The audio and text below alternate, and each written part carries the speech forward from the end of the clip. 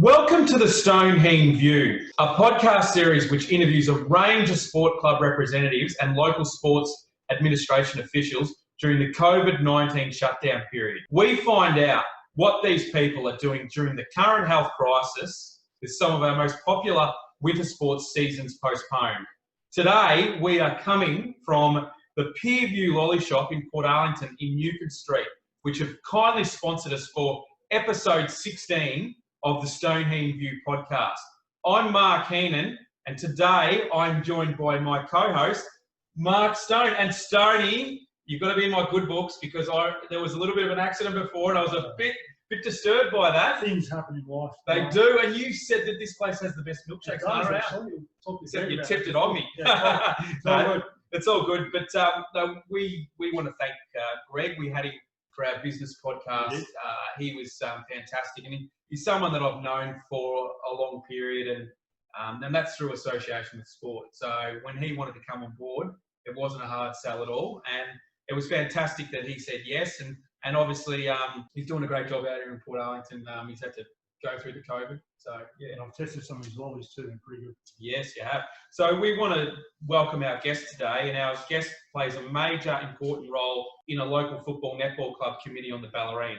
She's a trailblazer for women's involvement at a local sport committee level and is one of the select few female club presidents in the AFL Barwon region. She is in her second year as the Portarlington Demons Football Netball Club president, having spent the 4 previous years on the club's committee. She joined the club almost 10 years ago when her then 5-year-old son wanted to play Auskick. She and her family moved to Portarlington 11 years ago from South Geelong. With 3 active boys, there was need to purchase some acreage and also build a home in the region.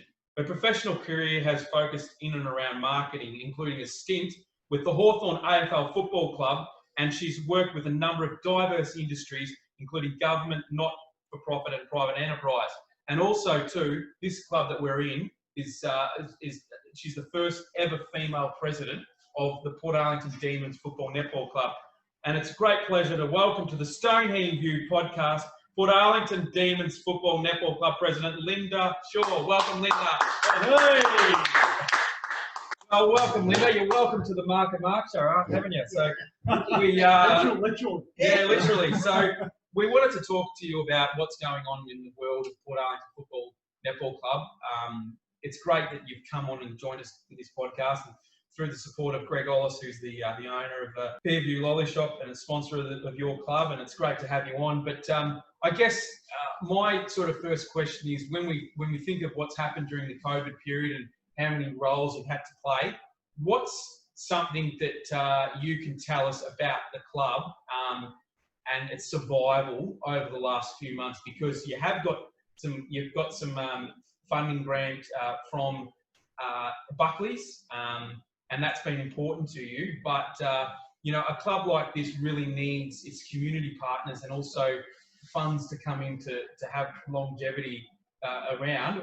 What's been a big focus over the last 3 months since the season's been called off? So the main focus for us is about sustainability, particularly at this time of the year and what we're going through at the moment. What we've been very lucky with is our sponsors, Greg being one of those. You can't see it, but on the wall here, there is a mountain of certificates that says thank you for his support. So he's been a huge supporter of us and of our local community. The thing that has also worked really well for us is our community. They've got behind us and they have very much supported it. So our sponsors have decided to stay on with us and defer to 2021. So financially, we're in a pretty good position.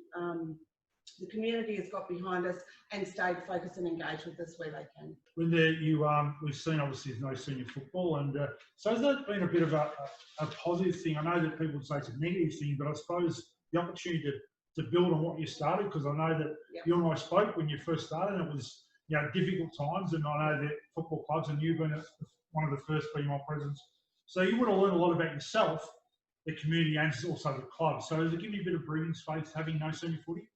It has and it hasn't. So one of the focuses that I have, focused on is around structure and process. So it's given us some extra time to put some of those in place and put some of those processes in place to be able to move forward.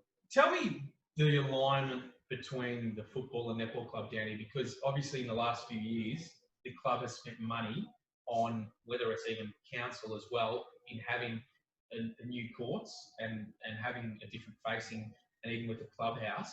So there's been a lot of work with the foundations there and what's happened. Obviously, yes, it is a prime VFL venue, a Ballarat Football League venue for finals each year, whether it's week 1 or week 2, or if there's other finals to be played down here. But just talk to me about the alignment between the football and netball club, and even the grants that were given out a few years ago with regards to the new netball facility. Obviously we're a football and netball club, and we work really closely with both parties. Look, our community has, girls who want to play football and netball, and so we've been lucky with the facility upgrades that we've had. We're working on more. We've just had some new netball lights put in, so we're working towards a bigger overall upgrade, and we've got a bit of a committee in place to try and work towards that, which will see some facility upgrades hopefully in the future. But we have always been a great venue for finals, and we hope to continue that. Now, Mark, in his wisdom, sent me some great notes, and I've got to appreciate that, Mark, is that your connection with the Geelong Football Club, and especially a guy called Bob Gartland, I think his name, who's still with the footy club, I think, at Geelong, but it's great to have someone, or great to have the connection with the Geelong Footy Club, a big club in the region and the city. So that must be a really great partnership for you and the club to have. Yeah, Bob's been a huge supporter of us, and he has come on board also with Brian Cook to help us. In the early days, it was it was somewhat difficult because I was sort of walking in a little bit blind. It wasn't on my radar. I was never aspiring to be a club president as such. It just, it's the way that the cards fell. And I kind of reached out to a few people within football for some advice and some mentoring, if you will. And Bob was one of those. And he has been a great supporter of me in particular, and has been a great supporter of the club.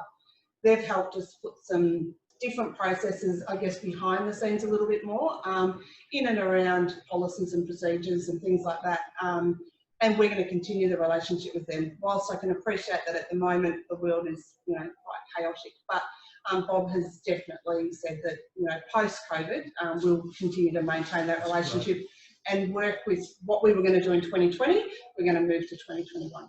Talk to me about the club and the recruiting side, because considering the location where you are a little bit more isolated than a lot of other Ballarat clubs, and also too with what we have across the road, and Greg knows this through the situation with the ferry, in a lot of ways, it may open up a different avenue for you guys to recruit, whether you're getting future players from Melbourne, but even someone here like Mark Stone, who's worked in recruiting at Werribee, he knows the pitfalls and knows some of the situations around local football, and also recruiting coaches as well. I mean, yes, I understand that at a club like this, it's important to get someone to buy into the town, as in, someone to invest into the town and really stick at it for a period of time. I mean, you've had people like John Lamont here, and obviously, I think it's Jesse Smith recently. So, talk to me about that recruiting aspect, and whether you actually have an avenue to recruit players up in Melbourne because of the Port Phillip ferry,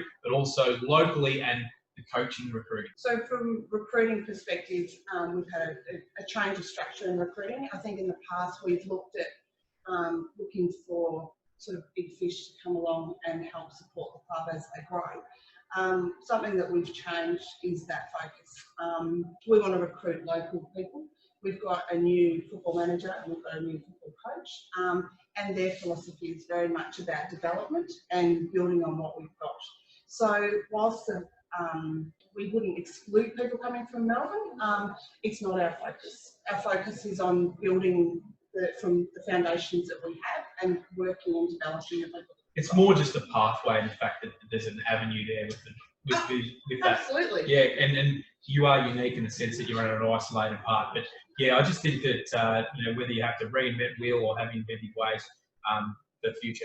Go ahead. Must be exciting. I think from your perspective, to come into a club, you move down to the area, kids want to play footy, local footy clubs, Portarlington, you go in there with some experience, because you had some experience in marketing at Hawthorn. Yep. Is it to walk in and go, okay, what do I need to do to try and make it a lot better than it has been in the past? And that must be an exciting thing for you to look at the club as it is now and say, where can we be in 5 years' time? Where can we be in 10 years' time? That, for a little club, well, it's not really a little club, but on Portarlington down here, it must be exciting for you. It is exciting. I got involved with the club when I originally arrived and was trying very hard to fly under the radar. I didn't necessarily want to stick my hand up. Having experience at an AFL club, there's a level of expectation that comes with that. I, of course, loved my time at Hawthorn, but I was planning on coming here and flying under the radar. I had, a relatively young family.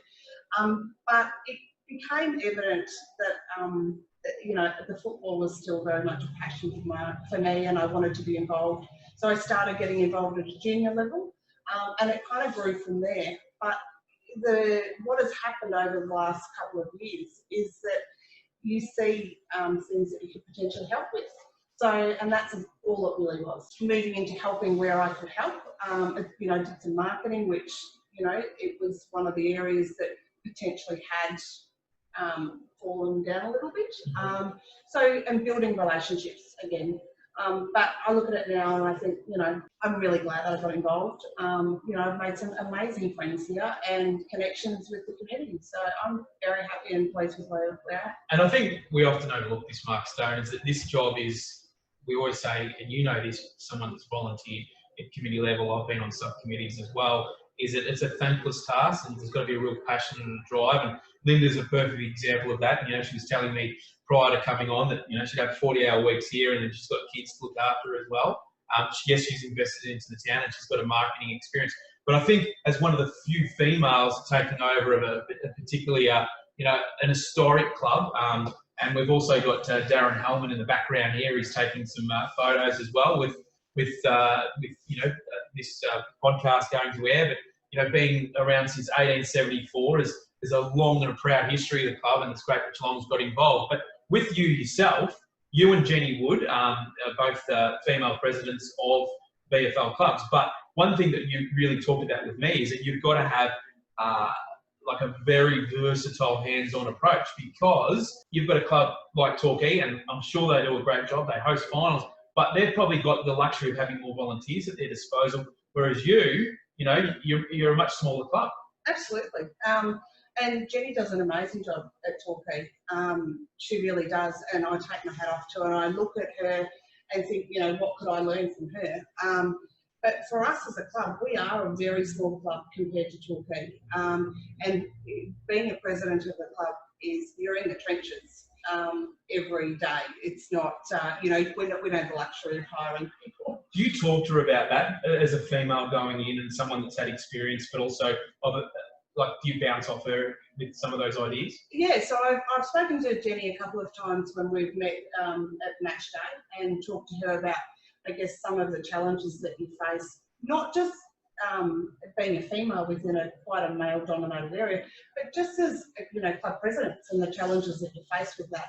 And she's been a great support. I always ask this question, right? What's the biggest thing you've learned about yourself in the period of time? Because, as Mark said, it's a thankless job, and you have got your own job outside of footy, and then you've got your footy work, and there's probably more work in footy work than there's, but there's a lot of work that goes on. So what's the thing you found out about yourself since you started the role?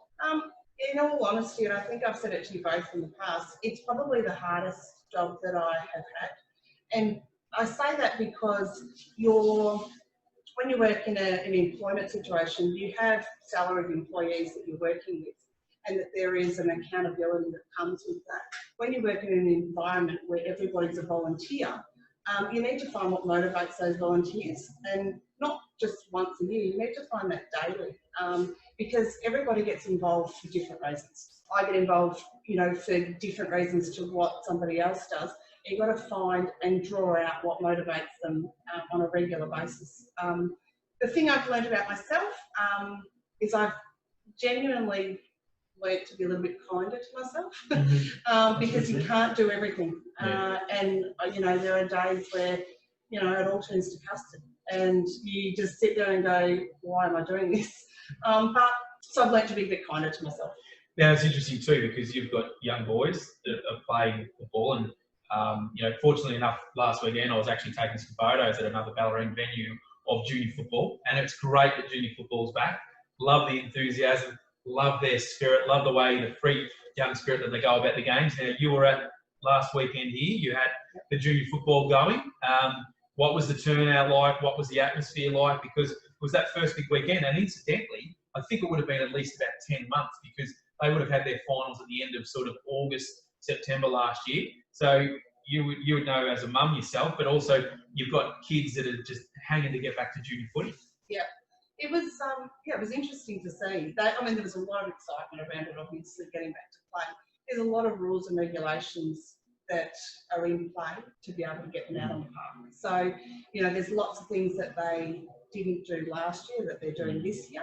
And spectators are definitely kept at a distance. So, we're encouraging our parents to stay in the car. We've got a great ground to be able to do that. Not all grounds can. How many games did you have here last weekend? We had 4 games here last three or four games last week. We had Saturday and Sunday, so we had netball games. Start with the bang, Linda. Just the curiosity about for me is the kids who are, COVID is a discussion point for the world, and with the kids obviously having to adjust. I was watching actually another guy was in Leopold last time, I was driving past and just seeing the kids playing, but the adjustment for the kids, how has that been with them adjusting to training and being 1.5, and how's that been? They've been amazing. Their kids are so resilient, and they just get on with it.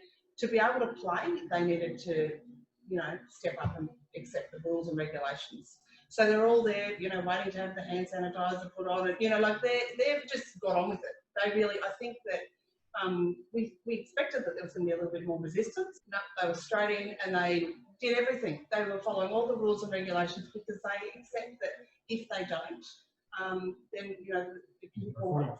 Yeah. So tell me, let's go forward a little bit. I mean, you have scenarios, and that's one of the guy next to me on my right hand side. One of his favourite words is scenarios. Is you have scenarios whether you're playing this year, you're not playing this year. Junior footy starting, junior netball. We understand there's no women's footy, and I think Portarlington there were plans to have a women's footy team, wasn't there? And we've got it. It's the under 12. 12. Oh yeah, I'm talking senior no, women's. No, it's not senior women's this year. No, yeah, I didn't know if that was on the schedule, but I know you've had cricket here before, senior women's cricket. So interesting. I want to know plans for 2021. How, because of what's happened this year, how far does that get brought forward? And sort of, do you have an inkling or have an idea of whether players or recruits as such will still be valuable in 2021? So for 2021, we've started recruiting. We're starting to have conversations with players. Our group, our playing group, were all spoken to prior to us making a decision whether we were going to have a senior season, even in the modified. We decided not to be a part of the modified season. The playing group were tired and they needed a bit of a rest. They've elected to come back in around October and start a pre-season and to start working towards fitness and things like that. Recruiting wise, we're out. They're out there talking to people now. Can you actually use or utilise any other facilities outside the Portarlington Recreation Reserve? I mean, for instance, if you're doing pre-season or if you're doing any swimming, I know there's a pool in Portarlington which was shut down, but previously that was in operation. Or is there any like indoor basketball sessions? What sort of other sessions or what other training sessions can you do outside the football ground as such? Or you can use the bay, which is great for recovery. But what other things can you do? They're looking at a whole diverse range of different types of training because as we know, that training is not just about fitness and it's just not about ball skills. You need to also build as a team. Mm-hmm. And when you have a team that's new together, they've got to build a camaraderie between them. They've got to build, trust between them. And you don't do that just necessarily by kicking the ball around. You've got to do some team building exercises. Now, this is a question off the top of my head, right? So one last one from me. What's one thing that you would tell the people watching this or who are going to see this about the Portarlington Football Netball Club, because we're trying to get players and people and volunteers to come down to the club and help out, especially people living in the community. come down. Is that the one thing you need, more volunteers? We absolutely need more volunteers. There's lots of things I could say, but the one thing I would say is that we are a really good club. We're a small club, but we're a tight-knit community, and we are genuinely there for the right reasons. We want to succeed for the future generations. So I would say, come down, enjoy it, get involved. And it's people like Greg Ollis here that support not only the football and netball club, but the cricket club as well, which is really important to how vibrant the sporting community is. And there's other events on. And I'm involved with a couple of swims, which has been involved with the Rectory. So even just training or the Sunset Run, it's all held close by. So those sorts of things are great for the community as well, but also for players to do those fitness things. And I get that camps and bonding is also important too. But we really want to thank you for coming on the Stoned Heen View today and just give us a bit of an outlook of what we're doing, as in what your club is doing, I should say, and just talking to your stakeholders, but also the volunteers out there to come on board and say, hey, we are a club and we're going to get through this, because that's the important part. Is that it's great that the Geelong Football Club have come on board as I don't know if it's, but what would you say, a custodian administrator role? I'd say it's a mentor role, yeah.